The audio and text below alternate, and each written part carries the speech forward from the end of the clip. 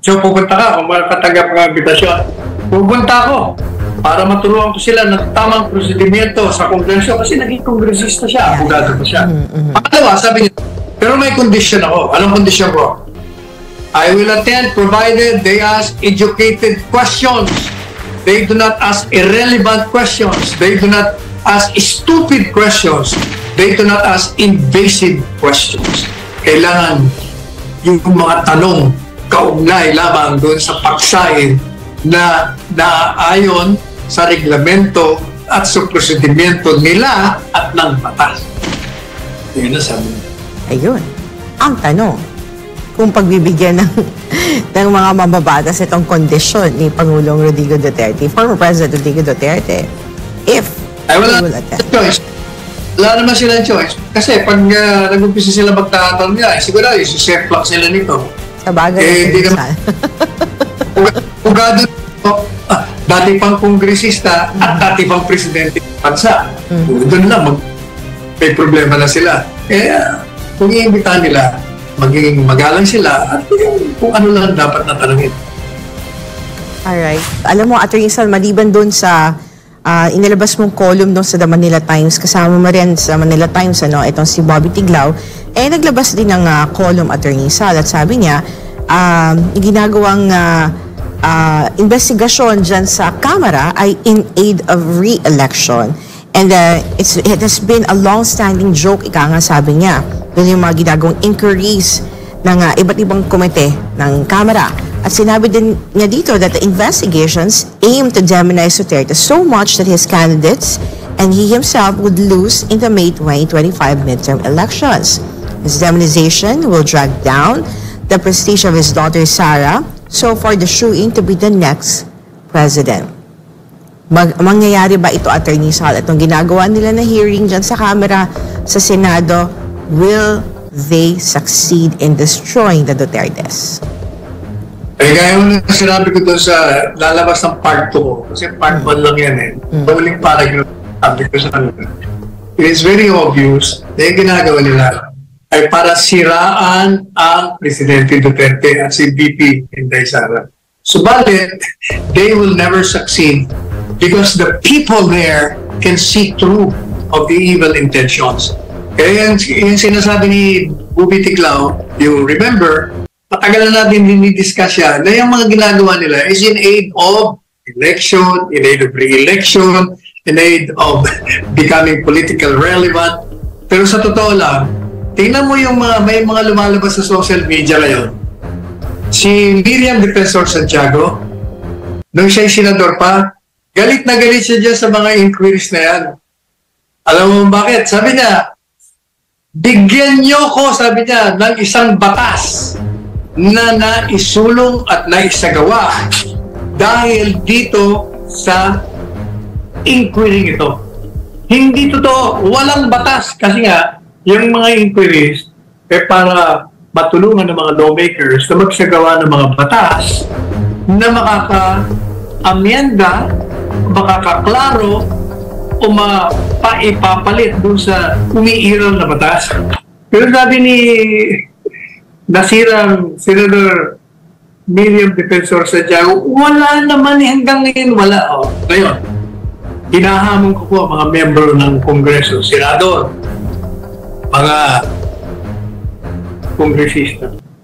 Ipakita nyo nga sa amin kung anong batas na ang naipasa nyo. Kaugnay doon sa mga inquiries na ginawa nyo sa panahon ni Arroyo, panahon ni Aquino, panahon ni Ramos, panahon ni Estrada. Kung meron, after kayo natapos ng inquiry, ng rekomendasyon, meron ba kayong ginawang batas? Ano yun? Nasaan yun? Wala. Exactly, Attorney Sal.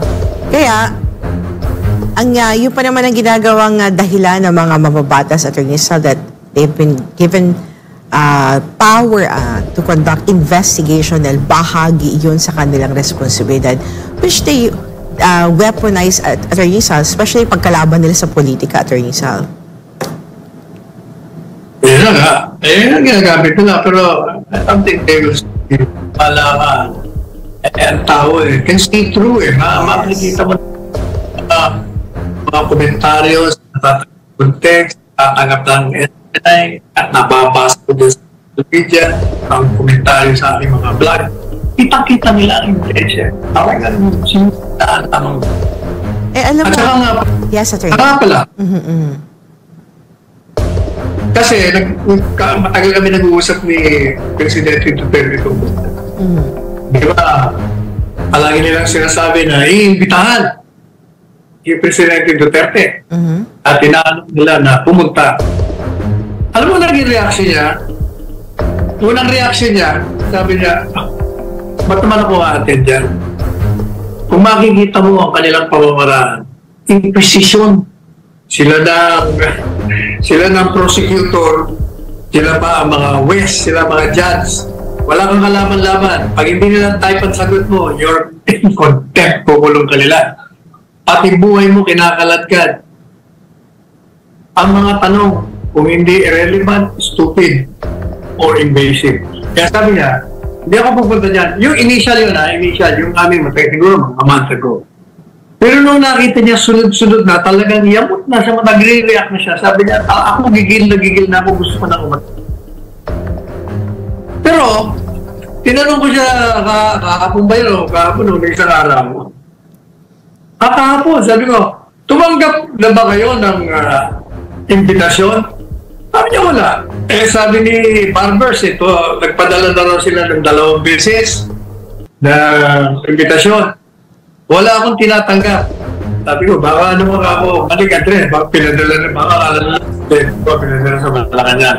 Pero sabi ko, so pupunta ka, kung makatanggap ng imbitasyon, pupunta ako para maturuan ko sila ng tamang prosedimento sa kongreso kasi naging kongresista siya, abogado na siya.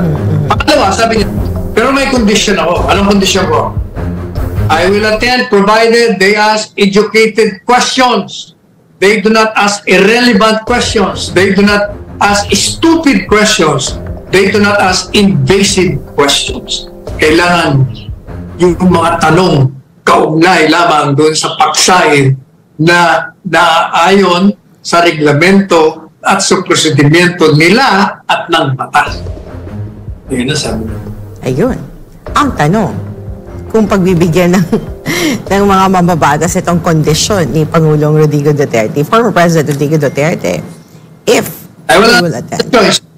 Wala naman silang choice. Kasi pag nag-umpisa sila magtatanong niya, siguro isuset-lock sila nito. Sa bagay, hindi naman. Dati pang kongresista at dati pang presidente ng bansa. Doon lang, may problema na sila. Kung iimbitahan nila, maging magalang sila at kung ano lang dapat na tanongin. Alright. Hindi, Sal? anong girlfriend, di ba? Hindi ba meron kayong relasyon? Ay, gano'n ba? Attorney Sal. Alam mo, Attorney Sal, ang kagandahan lang at dahil live sa social media, gaya ng sinabi mo, Attorney Sal, the Filipino people will see through doon sa ginagawa nilang hearing, Attorney Sal. Nakikita tuloy ng mga Pilipino kung anong klaseng kung matalino ba, mababaw ba yung mga tanong na ginagawa nila, anong motibo nila, kitang-kita talaga, Attorney Sal, ano?